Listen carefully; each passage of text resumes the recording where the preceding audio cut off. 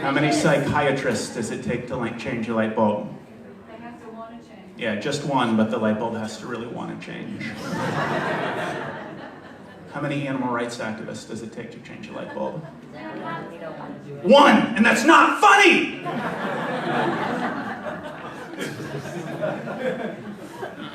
We ready? Hello. Thank you all for your patience. Welcome to a very exciting panel, even though it took us a while to get ready. So my 10 minutes of stand-up that I was planning was just dominated by Bruce, so I'm going to spare you all, and we're going to get right to it. Today we have Bruce Friedrich, we have Nate Salpeter, and Alan Dare. I'm not even going to go into who they are. They can do that for you. We have less time than we were hoping, so we're just going to get right into it. We're going to start with Nate Salpeter from Sweet Farm.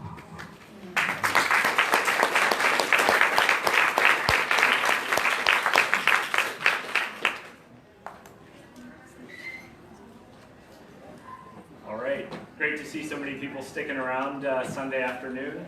Really exciting talks we've had all week. The title of this presentation is "I Was Determined to Know Beans." This is a quote from Henry David Thoreau from Walden, specifically his chapter on the bean field. Beans is not a literal term in this quote. It's actually a metonym for getting to know the system as a whole. Sweet Farm is a nonprofit organization dedicated to creating a compassionate and sustainable world through education, inspiration, and innovation. And we're doing this through a combination of things. Yes, we have the sanctuary component. We have a whole host of animals that all have the background stories. We're doing grassroots education. And part of it is to draw that connection.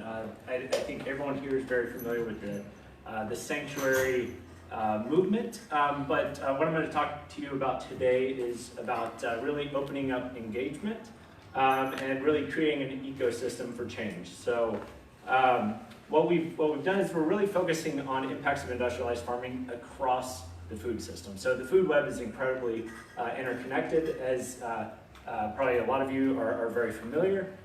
So when we're creating a system for change at Sweet Farm, we decided to do a very clear 50-50 split between plant-based agriculture and the animal side. So through this, we're really flipping the script on how you can drive change as a sanctuary. It's important to be thoughtful and deliberate about how you do it, but also don't be afraid to throw convention to the wind. So what we're really focused on here is aligning mission, of what we're doing here. Eliminating animals from the market, both primary and secondary markets, aligning conservation efforts elsewhere in the world, and also aligning the economics.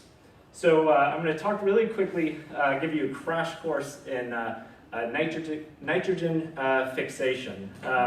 Nitrogen fixing in agriculture accounts for about 200 million tons of 200 tons of inputs each year. It is comprised of really 4 major areas. There's anhydrous ammonia, which comes from the Haber-Bosch process. That's also a process that's associated with driving massive, or accounting for our ability to produce food on massive scales. Second is animal-derived sources, so that's manures, fish emulsions, blood meals. Nitrogen sources from animal inputs account, I saw one figure, it said somewhere on the order of 20 plus teragrams. So grams is in the term, but that is actually around 50 billion pounds per year of animal inputs. Plant-derived sources, soybean meals, compost teas, etc., are also used, as are green manures. So that's our cover crops and things that we turn in. So if you look at this is kind of just a breakdown. We're kind of short on time, so I'm not going to get into it a whole lot. But basically, nitrogen use is on the rise. That does not mean efficiencies are on the rise. But what I will show you really quickly is this is a nitrogen cycle as you normally see it. Plants, you see the decomposers here breaking down this cute little bunny rabbit's poop. Of course, in reality, that's coming from feather meals and manures and other sorts of sources. I'll switch to a slightly different nitrogen source. I actually call this the nitro cycle because you got this badass ram with a volcano and lightning bolts in there. But the reason I picked this one is because it also includes the human inputs for synthetic fertilizers. What is important to note here is those synthetic fertilizers coming from the Haber-Bosch ammonia process do lead to waterway eutrophication, massive fish die-offs, all these issues that typically speaking those animal byproduct secondary markets use as fodder for why we need to stick with those animal byproducts and not go with the others. So what we're doing at Sweet Farm is doing something a little bit different, working with some tech companies on areas of change. So this nitrogen cycle I really like, and I promise it's not because this kid is getting struck by lightning and it's also not because they somehow genetically engineered tomatoes to produce a lot of protein. I don't know why they went with tomatoes there, but they managed to do it. The reason I really like this one is because finally I get to use the poop emoji in a serious presentation. So you can see it there right below him. But what you'll notice here is I'll step forward once. I just changed the color to black. So the reason I did that is because we are working, the past 3 years we've been working with a company called Bioforce, which is pioneering hybridized pyrolysis systems attached to wastewater treatment plants to actually convert treated wastewater sludge into pyrolyzed biomass. This is the biochar that comes out of this is about 6 to 8 times higher than the nitrogen content. When a forest burns down and everything, all those nutrients go into the ground, crops come back even stronger. Biochars have been shown in a lot of field and lab studies to mitigate a lot of these leaching issues that are associated with synthetic fertilizers. They've also been shown to increase the rates at which rhizobium and mycorrhiza actually create better soil structures and water conservation efforts. So all of these things are tied back together to these secondary markets of how can we drive a reduction of these animal inputs into the vegetable production.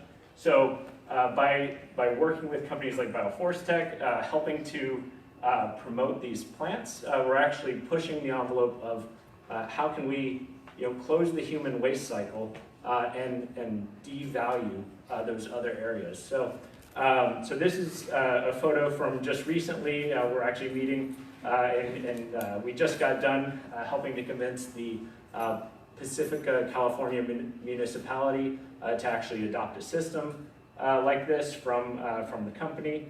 We're working with them elsewhere to do the same. But in terms of from the opening the doors, opening these areas of these entry points from a sanctuary perspective, that's just one example of how having this broader approach of looking at the food web has helped. So Wild Earth, they were recently on Shark Tank. A few years ago, I got a random call. I picked up the phone and said, "Excuse me, may we have your plant waste?" And I said, "Well, can we start with, hi, my name is, here's why I want it." For all I knew, they were going to feed it to their, slaughterhouse pigs or whatever. And turns out it was an intern of someone named Ryan Bethencourt, who many in this audience knows. Well, that turned into a broader discussion. They were looking at upcycling some of the food waste streams into their products. That experiment, I think, is still on the back burner. We did trials with them, but what it did lead to is a really great friendship with Ryan. He's now on the board of directors, specifically focusing on the technology piece. But what's really interesting here is it led to something else that came out of this happenstance call. So here we are with the two founders of a company called She Oak Meats. So this was shortly after Ryan and my wife and I placed the first investment in this company. So for anyone who's not familiar with Shield Meats, clean meat company, first in Southeast Asia, really driving change on that. I won't get into clean meat too much. I think a lot of people are familiar, and I know Bruce is probably going to talk a bit about this. But the point is, it's really about being open. So being open, thinking differently, identifying opportunity. And this is what I want to leave you with. So here's an example of something really random that we ended up doing on the sanctuary that actually has profound impacts in other parts of the world for both improving the condition of humans as well as animals. So what you see there in the center, the big picture, is a fog collection net. So my background is in fluid mechanics and heat transfer. I get a call randomly one day, they didn't even know that was my background. And a organization wanted to set up these fog collection nets on Sweet Farm. So we brought them out. These are first of a type fog collection nets that are being used to set up in third world countries where women, children, and pack animals, working animals, are being used to haul water back and forth from the watering holes instead of these individuals being able to go get jobs, go get educations, whatnot. So we set up this first of a type fog collection net, had profound results. There's a lot of science that actually goes into this particular one. We won't go into that, but really seeing an opportunity to make an impact and being receptive to it. It doesn't always, these kind of opportunities don't always seem like directly involved in what a sanctuary should be spending their time on, but at the end of the day, it really does have impact globally. So the last thing that was unexpected as part of this was the fact that as part of this project, we ended up turning that fog water into vodka. So you can get that at Hangar 1, based in the Bay Area, but they're the ones that actually pay for this research. So you never know how these kind of relationships end up, and there's several other examples like that, but I know we're short on time, so I'll leave it with that. So thank you.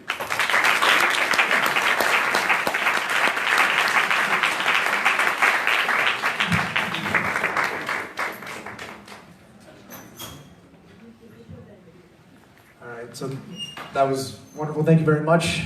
Definitely coming away from that thinking I have a lot to learn. That is definitely something to think about. Next, we are going to have Alan Dare from Mercy for Animals. He is their head of food policy.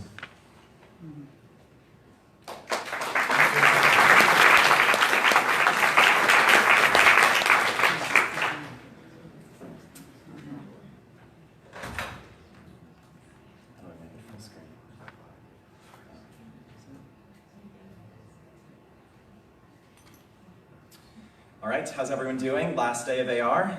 Everyone had a good time? I want to congratulate all of you for finding this room, first of all. My name is Alan Dare. I'm Director of Food Policy at Mercy for Animals, an international farmed animal protection charity dedicated to constructing a compassionate food system by reducing suffering and ending the use of animals for food. The title of today's panel is an overview on movement strategies, and there are two things that I'm going to address today in the talk. The first thing I'm going to talk about is our institutional Meatless Monday efforts to get meat replaced with plant-based foods on menus. And secondly, I'll speak a little bit about efforts happening for farmed animals internationally outside of the United States. So the three questions I'll try to answer today, and if you went to my talk on Friday, apologies, this is going to be a bit similar to that. First question I'm going to try to answer is why focus on institutions? Second is how to work with institutions. What's this? Okay, move that there. And lastly, why focus outside of the United States? Earlier this year, Mercy for Animals released our new logo and our comprehensive 3-year strategic plan, complete with change goals and detailed strategic objectives. Our 3 change goals are to work with governments and companies, both to reduce the suffering of animals used for food, and to reduce the demand for meat by increasing the market share of plant-based foods. Lastly, we want to empower individuals and communities to be strong advocates for animals while providing research to the movement to help us all be more effective with our time and money. For context on where the institutional Meatless Monday program I'll be speaking about today falls, we're under the government change goal because we primarily work with public institutions, and we've committed to replacing 80 million meat-based meals with plant-based meals between 2019 and 2021. Thank you. We haven't done it yet, but I'm glad you all support the goal that we've committed to, and please join me at AR 2021, where I'll report if we've done that. So just to walk through a quick example of why institutions. New York City is the largest city in the US. New York City also has the largest school districts in the US. Hundreds of school districts in the United States have committed to and implemented Meatless Monday in their school district, which is fantastic. And New York City is special because it is the largest, and earlier this year, they did commit to implementing Meatless Monday in schools throughout the entire city starting this fall, which is really incredible, absolutely fantastic, one of the largest Meatless Monday commitments globally.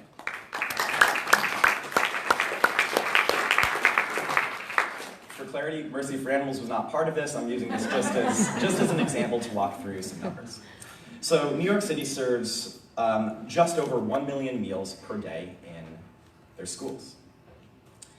And when Meatless Monday is fully implemented as a policy in New York City public schools, 39 million meals will be replaced from having meat to not having meat per year. We estimate, looking at per capita meat consumption and also factoring in the fact that kids are smaller and probably eat less food and therefore less meat than adults, we estimate that this policy will spare 600,000 animals per year from a lifetime of suffering and misery on factory farms. This is the same impact in terms of direct reduction of demand for meat as inspiring 24,000 individuals to adopt a vegetarian diet.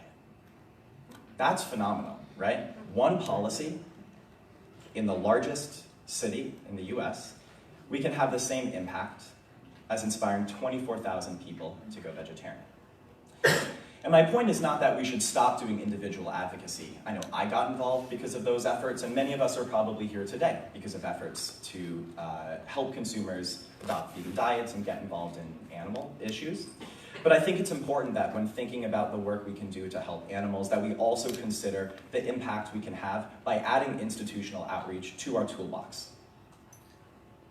And it was for this reason that Mercy for Animals launched an institutional meat reduction program 3 years ago. In those years, we've launched this program in Brazil, Mexico, Canada, and more recently, India and Hong Kong. In that time, we've had 7 partnerships. We are partnering with 4 cities in Brazil to implement our program in schools throughout the entire city. Another city in Brazil where we're implementing the program in social assistance centers, which serve free or reduced priced meals to low-income communities. We're also working with the 2nd largest state in Mexico, Veracruz, to implement the program in schools throughout the entire state. And lastly, 1 private school in India. All told, the policies we've gotten will impact 8 million meals per year. Again, meals that would have had meat, dairy, and eggs that will now be entirely plant-based. We estimate these policies will spare 320,000 animals per year. And again, these are per year numbers, so every year these policies are in place, and we fully hope and expect these policies are in place for 5 years or more. That's another 8 million meals, another 320,000 animals spared. Thank you. Those numbers are impact we are having now. So now just to transition and talk a little bit about the process. So how do we do it? How do we work with institutions? How do we get Meatless Monday implemented in cities? I want to share one idea first before diving into the details that has been very helpful for the work that we do. And I don't think I mentioned this yet, but we have teams on the ground doing this work. So we have a team of 3 in Brazil, 1 in Mexico, 1 in India, and 1 in Hong Kong. And I work with the team based in the United States. We are a sales team. And as animal advocates, or volunteers. We are salespeople. And it's important that we think about the work that we're doing in this way, because there's so much we can learn from sales in the for-profit world to help us be more effective. It's crucial that we not only use messages that feel good to us, or that we think are the most effective messages to use, but we have to use messages that work. There's a book called Value Proposition Design. Has anyone heard of it by any chance? All right, 2 hands, fantastic. So I can't go into it that much now, but I read this book shortly after starting this food policy program at Mercy for Animals, and I found it incredibly helpful for me. The idea is just study your customer, learn the profile of your customer. For us, the decision maker in Brazil is the city-level Secretary of Education, and so it's our job to know everything about the job of a city-level Secretary of Education in Brazil. What are they trying to accomplish? What gets in the way of them trying to accomplish their goals? When they accomplish their goals, what are the positive things that happen to them? And then we need to design a program that will help them achieve the things they're trying to achieve and avoid the challenges that get in their way. So again, if you're interested, I highly recommend this book, Value Proposition Design. Here's our value proposition. So we asked for a commitment of at least 20% reduction in meat, dairy, and eggs. One of the cities we're working with has actually started off with a 40% commitment, implementing this program in their schools 2 days a week. And in exchange, at no cost, we will give you access to our team of expert chefs, nutritionists, as well as marketing and communications support. We'll provide plant-based recipes using ingredients you have in that region. And then we'll also deliver a conscious eating seal, thanking the politicians for their leadership on this important issue. I'm going to speed through a few of these next slides talking about the process, but first we decided on our program name for the program. Here's our logos for Hong Kong, Brazil, and Mexico. And in terms of outreach, when we were starting our outreach program, there were a number of questions we asked ourselves. What sectors that receive public funding serve meals? Which of those, how many meals are served within each of those sectors? Which of those sectors have a decision-making structure that allows us to influence them? Is there a clearly defined person or group that makes decision on school policy? We quickly realized after a few months that we realized that in Brazil, that decision maker for us is the city-level Secretary of Education. So we get meetings, we pitch the program, we get them to commit to do the program. Again, not that easy, but for the sake of this presentation, I'll breeze through this. Then we provide them new plant-based recipes. We give workshops to the principals and teachers. We do chef trainings for the chefs where we go over the benefits of eating less meat and more plant-based foods. We teach them how to cook the recipes that they will then be cooking in the schools. And many of them also find creative ways to engage students as well. We go back to the politicians at the end to deliver a certificate thanking them for being a leader on this important issue. And we sign collaboration agreements. Both of these last steps are fantastic opportunities for media coverage as well, of which we've gotten over 60 articles, mostly on official city government websites, talking positively about plant-based eating. Implementation is a very important issue as well, and we have a full-time implementation specialist in Brazil whose full-time job is to ensure that our policies are successful for these institutions. Just have a minute now to talk about why international. So my advocacy as someone from the United States has been primarily based in the United States until I came across a spreadsheet that Louis Ballard from Open Philanthropy Project created a few years ago that had a number of animals alive broken down by country. And this was the information in that spreadsheet, and it blew my mind. I had no idea. 2% of the world's farmed animals alive right now are in the United States, which means that about 98 are outside the United States. I want to also make a point that this is one way to look at the numbers. And if you look at number of animals slaughtered per year, the US has a more significant role in this pie chart. And the US is important in terms of being a leader and influencer around the world. However, we need to know that this is a global problem that requires a global solution. I'm about out of time, so I'm just gonna, China's important, That's the main point of this slide. Mercy for Animals has recently finished up scoping studies that will lay the foundation of our future work in India and China. We also intend to do scoping studies to evaluate opportunities for Mercy for Animals to do animal advocacy in 7 countries in Southeast Asia. So if anyone here is knowledgeable or interested in working on, or is interested in funding programs internationally for farmed animals, I'd love to speak with you a little bit more after this. Here are the main takeaways. I'll let you read them yourself. Thank you so much.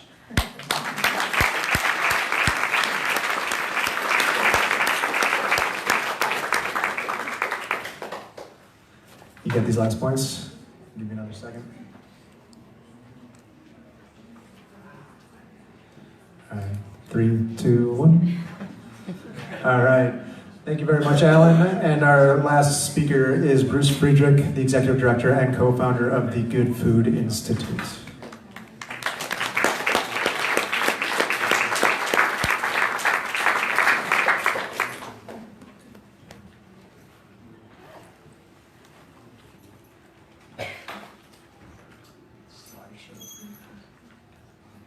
Knock, knock. Interrupting cow. Moo! Our development director is sitting there going, no.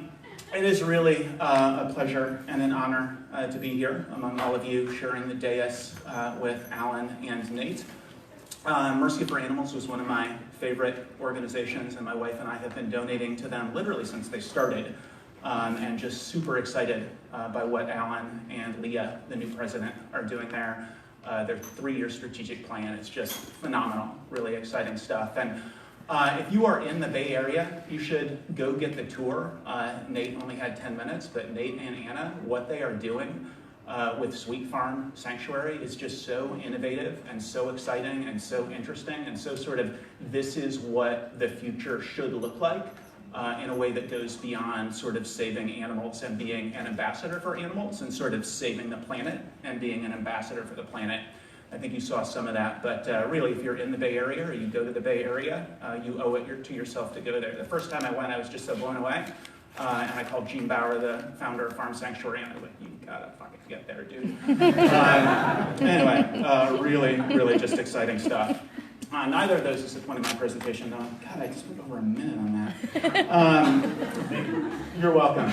But really, heartfelt, amazing stuff, and delighted to be up here with them. I think they're doing 2 of the most innovative things happening in farm animal protection, very exciting stuff. So I'm talking about creating a new global agricultural revolution. Earlier this year, I imagine those of you who follow vegan advocacy saw the Eat Lancet Commission report. 30 scientists over 3 years published in one of the 2 most prestigious medical journals in the world. And they basically said we need to eat 90% less meat as a planet. One of the authors said, humanity now poses a threat to the stability of the planet. This requires nothing less than a new global agricultural revolution. We need to eat 90% less meat. So among the circles I'm in, there was basic ebullience. People were so excited that the Eat Lancet Commission was validating what we all know to be true about the environmental harm of industrial animal agriculture. And I wanted to be similarly excited, except that I remembered last year when it was Nature, probably one of the 2 foremost environmental journals, published a report in which they declared that a huge reduction in meat eating is essential to avoid climate breakdown. And then in 2017, the Bioscience journal, 16,000 scientists signed dire warning to humanity over the health of the planet, and we need to eat 90% less meat. And then 2016, the profound planetary consequences of eating less meat from the National Academy of Sciences. And then I was thinking, I read Diet for a Small Planet 32 years ago and adopted a vegan diet, and there has basically been something like this every single year, the sort of clarion call to humanity that I thought was going to sort of turn the switch, and we were on the cusp of global veganism. So this is the book that did it for me. It's 48 years old now. And the point of all of these studies and books is the climate. But we face a similar challenge that should be waking up humanity. The British government a couple of years ago, they said that antibiotic-resistant superbugs pose a threat to humanity that is greater than the threat from climate change. We're literally talking about being on the cusp of the end of modern medicine, is how the president of the World Health Organization talks about it. And so I was, and these are of course things that the vast majority of people in the population care about and know about, but putting it in terms that all of us would resonate with. I loved the Sentience Institute. They did a report about 2 years ago, and they found that more than 45% of Americans, so not people in here, people out there, more than 45% of Americans want to ban slaughterhouses.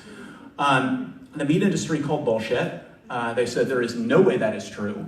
And they went to their hand-picked researcher at Oklahoma State University, a guy named Jason Lusk, who is now the chair of the Agricultural Economics Department at Purdue. And Jason repeated the poll, and what he found was that 47% of Americans want to ban slaughterhouses. And obviously they're not thinking about the practical implications of what it would look like to ban slaughterhouses. It's not that 47% of Americans actually want to not eat meat. What we know also from the Sentience Institute and other polling organizations, including animal charity evaluators, is that the percentage of actual vegetarians, people who when you ask them what they eat are vegetarian, is somewhere on the order of 2%. Self-identified vegetarians is about twice that, but about half of the self-identified vegetarians have eaten chicken or fish in the last month. So it is a very low number. And I know, it's sad, right? But what we also know to be true is that according to the United Nations, we're going to have to produce twice as much meat as we're producing now by 2050 if we stay on our current trajectory. And we know that in the United States, per capita meat consumption is the highest it's been in recorded history. Per capita meat consumption in the United States is about 220 pounds. It's the highest it's been in recorded history. These numbers I don't say to depress people or anything else, but to say that activism alone is not going to be enough. Global health experts and environmentalists and all of us in this room, animal activists, we have been begging the public to eat less or no meat, literally for 50 years, and per capita meat consumption continues to tack up. So we need to make it easier for people to make decisions that align with their values. Everybody can self-identify as an environmentalist. Everybody cares about global poverty. 97% of Americans, according to the Gallup, want farm animals to be legally protected from abuse. 97% of Americans don't agree about anything, but they want animals to be legally protected from abuse. 47% of people tell pollsters that they want slaughterhouses to be banned.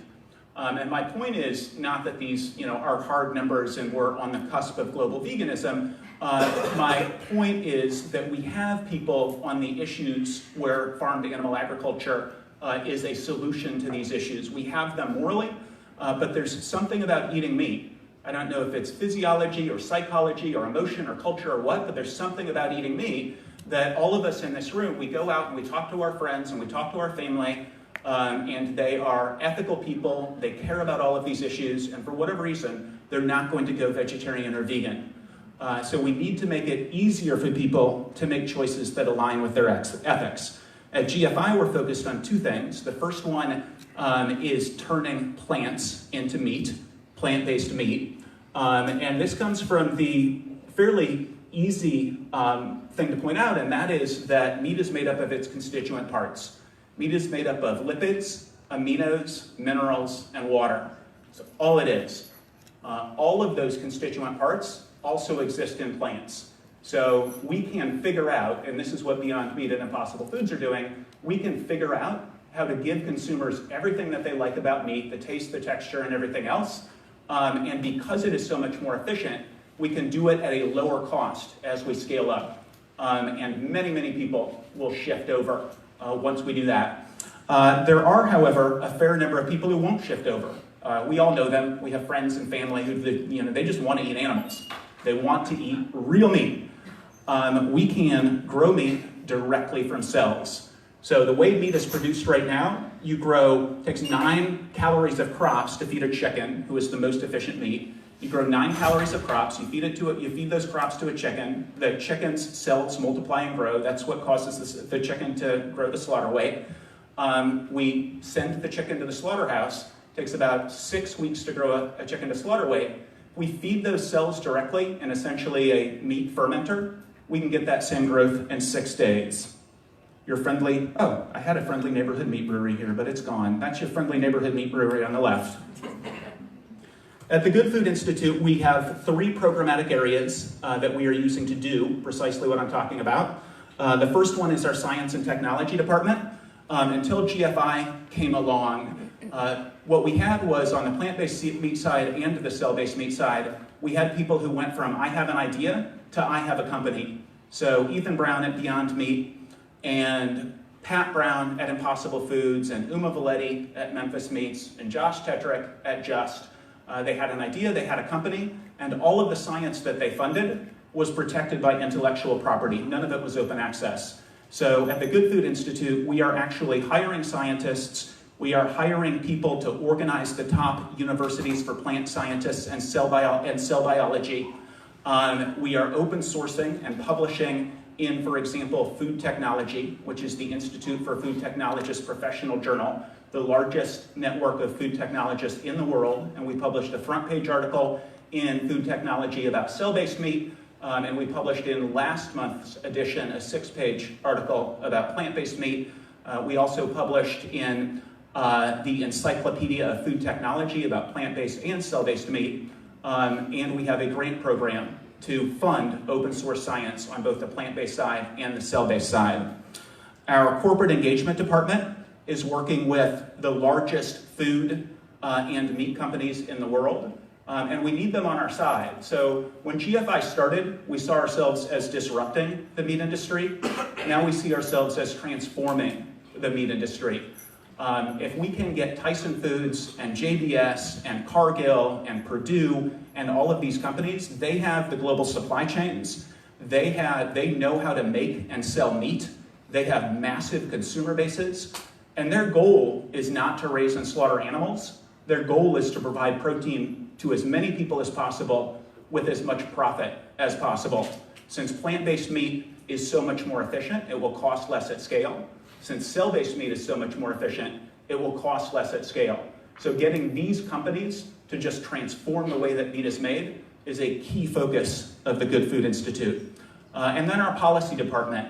Goal number 1 of our policy department is to convince the US government and state governments to put tens of millions of dollars into plant-based meat and cell-based meat. So we did get the federal government, USDA, to put $250,000 into a plant-based project at the University of Washington. We got India to put $650,000 working with the Institute of Chemical Technology into a cell-based meat research center in Mumbai. We're working on that in India. We have GFI affiliates in India, Israel, Europe, Hong Kong, and Brazil. And the main focus is to find the scientists and then to get the governments to go to the governments and say, you care about food safety, you care about food security, you care about climate change other than the United States, you care about all of these issues where plant-based meat and cell-based meat are a big part of the solution. So that's the goal of our policy department in the United States, and that's a big part of the goal of our GFI writ large across the country. I have a limited number of our annual reports up here. You can also find it online at gfi.org/2018. We also put, this is our annual report, we also put monthly reports out, which you can't sign up for online, but you can email me at brucef@gfi.org, and I will send them to you. And then the last thing I want to say is technology can take over fast. So we are very early days on the plant-based and the cell-based revolution. But if we had been having this conversation 25 years ago, and you had wanted to take a photo, you would have probably taken out of your backpack one of those disposable cameras with film that you got at the sort of corner grocery store or pharmacy. Some of you would have had, sort of nice cameras, probably still with film. Very few of you would have had digital cameras.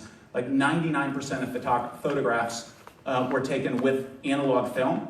Now 99.99% of photos are taken on the camera in your pocket. Similarly, if you had wanted to make a phone call 25 years ago, if you wanted to call your mom on the other side of the country or somebody on the other side of the world, you would have needed a landline in order to do that. And now way more than 99.9% of communication is either text message or cell phone. From 25 years, which is a historical less than a blink of an eye, we have changed what photography means. We have changed what talking on the phone means. And I believe that in 25 or 50 years, we're very early days, but I believe that because plant-based meat is so much more efficient and cell-based meat is so much more efficient, we can change what meat is from meat comes from an animal to meat comes from plants, or meat is grown in essentially meat breweries. And that will make it much, much easier for all of our activism to be effective, because people will not be involved in the cognitive dissonance of supporting cruelty to animals every time that we sit down to eat. So plant-based meat, cell-based meat, they are going to bring about animal liberation. Thank you.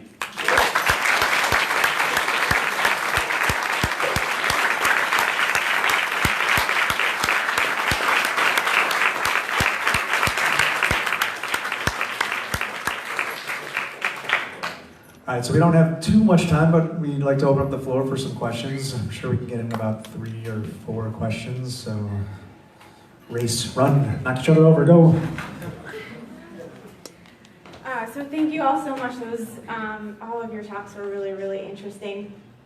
Bruce, I wanted to ask you, so I'm really optimistic about the policy avenues that you were just talking about, but have a lot of hesitation because I know, we all know in here that the meat and dairy lobbies are very powerful in government, and being able to, I just want to hear your thoughts on what kind of barrier you expect that to possibly be in terms of the path forward that you want to take in terms of policy and getting that funding from the government and all those great things we were talking about, and what maybe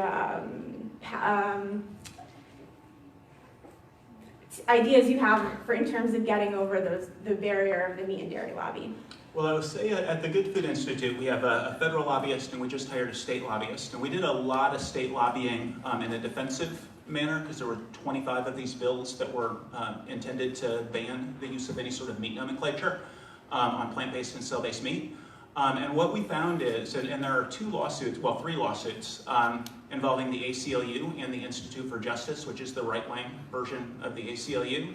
Like what we have found from the far left to the far right is that if what you were talking about is small businesses and food innovation as ways to solve problems, and you're talking about pools of money that already exist, so you don't need more money, you just need some of the ag research budget to go into this, or some of the DOE budget that has to do with environmentalism to go into this, or in the state of California, and they put significant money into, they want to meet their obligations under the Paris Climate Agreement. So from the left to the right, there's a lot of support for the idea of putting resources into plant-based meat and cell-based meat, especially if you don't frame it as anti-meat industry. You frame it as innovation, you frame it as small business, you frame it in sort of those terms, and people tend to go for it. I will also say Tyson Foods is the largest US-based meat company. Cargill is number 2. JBS is the largest meat company in the world. They're all putting money into plant-based meat, and Tyson and Cargill are putting money into cell-based meat. So like the big meat industry, they're really not, they're not super excited about factory farms and slaughterhouses.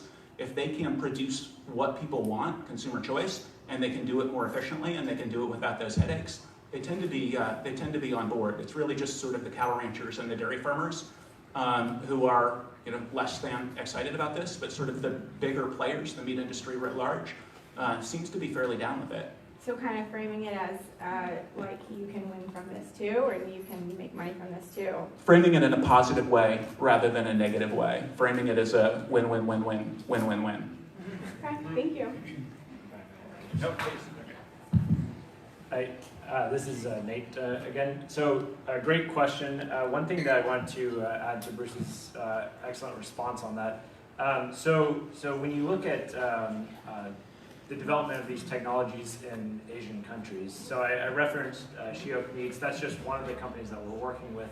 But that specific choice to help them actually get off that ground, place that first investment, was not by accident. So when you look at global crustacean consumption, I mean it's predominantly Asian countries as their protein source, in addition to pork and some of the others. But they specifically asked us this question when Ryan and I placed that started working with them. They said, should we move to the Bay Area? We said, dear God, no. Do not do that. Stay where you're at. And part of that is because when you start to align countries that have vision, I know we like in the U.S. like to say we have vision, and there's are a lot of visionaries, but unfortunately that does not always translate into long-term sustained support from the government. So in Asian countries, if you can get onto the strategic plan, the 5-10-year plans, and I work in the nuclear industry, that's my day job, so that's very important to what I look for.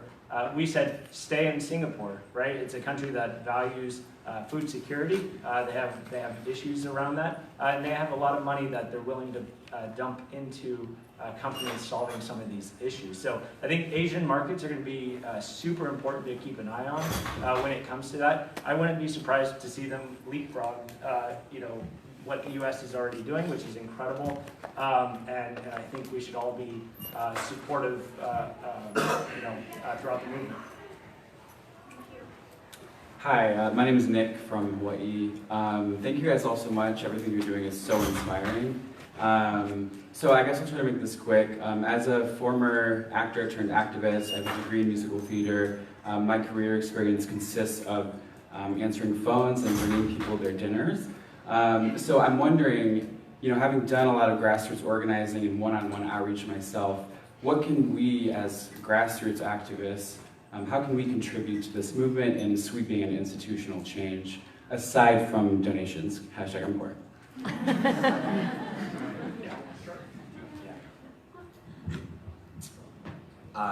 Sure.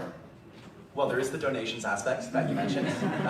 The programs I'm working on specifically are happening outside the U.S., and one of the nice things about that is for every one staff member in the U.S., I can hire 2 people in Mexico or 1.5 people in Brazil, so just to mention that. But yeah, everyone is involved in communities, and most folks have institutions in their community that serve meals, that have large cafeterias, and so HSUS has a fantastic program in the States called Forward Food, where they have regional coordinators all across the country who can help support you and provide resources that you can take to meetings with institutions such as school districts or any other institution that you may be a part of with your community. So I would recommend finding the institutions in your community that serve lots of meals, trying to get meat reduction policies there. In addition to that, I think one thing on the tech side of it is really educating yourself and becoming an advocate for for these new approaches, new technologies. It doesn't mean everything's going to be for you. Everyone has differing opinions, and that's great. But I think the key thing is becoming educated on these topics. So annual reports from GFI. There's tons of resources out. Cynthia Media, Grant is part of, is a great media outlet that really focuses on driving informative reporting with good sources. So I highly recommend checking out those areas. So when someone does ask you that question of, hey, what about this clean meat thing, or what about this heme molecule? Like, can you tell me about that? You're prepared and have good data-driven or science-driven responses. Just one other thing I would say is, so I know, for me at least, as a vegan advocate for more than 30 years, up until a few years ago, when I would try to convince a meat eater to try the vegetarian alternatives, generally the response was, if you pick the very best one, it was like, well, this doesn't suck, but it tastes nothing like meat. With the Beyond Burger and the Impossible Burger in particular, and now the Beyond Sausage as well, we just have a golden opportunity. And especially for those of us who've been doing vegan advocacy for a while, we may not realize just the degree to which this golden opportunity exists. But we really should be taking our non-vegetarian and non-vegan friends and families to try these two products because really, like, people are not excited. People eat meat despite how it's produced, not because of how it's produced. If you can give them what they like about meat, but made from plants, like, people will get excited about that. Thank you. Hi, thanks for the great presentation. Okay, you let in, you're obviously a scientist, but you're affiliated also with Sweet Farms, and you mentioned that working with Sweet Farms, you did this, you came up with the net, you came up with the water system. Is this like an example of tech solutions that farm sanctuaries in general are working on, or are you just telling us that you belong to Sweet Farms and you're a scientist, so you did this? I think the point is that sanctuaries have two greatest assets at their disposal. They have great people, okay, who are very passionate about what they're doing, and they have locations next to metro areas, tech hubs, land-grant universities doing incredible stuff, which have tons of interns looking for things to do. The point is that sanctuaries as a whole, and it might not work for all of them, but I think if sanctuaries start to push into these other areas of pursuing innovative approaches to tackle some of these issues that are often left by the wayside and instead influence secondary areas we still need to address, I think that's a huge opportunity that has largely been not intentionally missed, it just hasn't been realized yet. Okay, so you see it as an emergent trend. Yes, that's exactly right. Thank you. Yep. Last question. Yeah, okay. Thank you all for the wonderful presentation. I'm coming from side of, there is other side subsidy, the other existing meat industries using to gain that presents the Speaking to the microphone. Yeah, thanks. The meat industries using subsidy to keep the consumer acceptance or consumer base. Similar to offset that, you can take like a solar industry or the electric car and all those. They came up with credits, tax, or some kind of thing to show that, hey, I'm offsetting this much carbon. Can you please give me credit? And do you think is it possible as a movement or from a policy side, it can be impacted to ask for credit, and which in turn you can pass it to the consumer who will opt for such choices? I know you already mentioned for the schools you're giving the training, you're giving the chef. There's a cost to it, but the other justification is you're offsetting carbon. Is there a way? I mean, please answer, or you can give your staff. So, I mean, one of the things the Good Food Institute is looking at, I mentioned that we're doing state lobbying. We're just about to be doing state lobbying. And one of the things that we will be looking at among our state lobby activities, the main one is we want, for example, to convince the state of California to put tens of millions of dollars into a plant-based meat research center at UC Davis, or the state of Massachusetts to do a cell-based meat research at Harvard Medical School or something like that. But we will also be looking at the idea of tax incentives for these companies and various other creative things that have traditionally supported businesses. So carbon offset incentives and that sort of thing might be a part of that. So one thing that I wanted to add on this biochar project that we are working on. So one of the things that's really interesting, there's a company called Indigo Indigo Agriculture. They just launched a marketplace, which their goal is to offset 1 trillion tons of CO2 through different carbon sequestration opportunities. So at Sweet Farm, we're working on aligning these markets with conservation efforts, all the benefits of that simultaneously eliminate the need for some of these animal inputs. So we're already pushing into this area. I'd love to talk to anyone who's interested or has expertise in this space or is looking to kind of look at some weird projects with us. I'm happy to talk with anyone about that. Very good. I think Grant is going to close us out in a minute. Yeah, we're at time. But can everybody if this is your first conference, can you please raise your hand? Can everybody who doesn't have your hand raised, keep your hand up, keep your hand up. Can everybody who doesn't have your hand up, look at somebody and identify them who has their hand up and welcome them to the conference. We are so flippin' thrilled that you are here.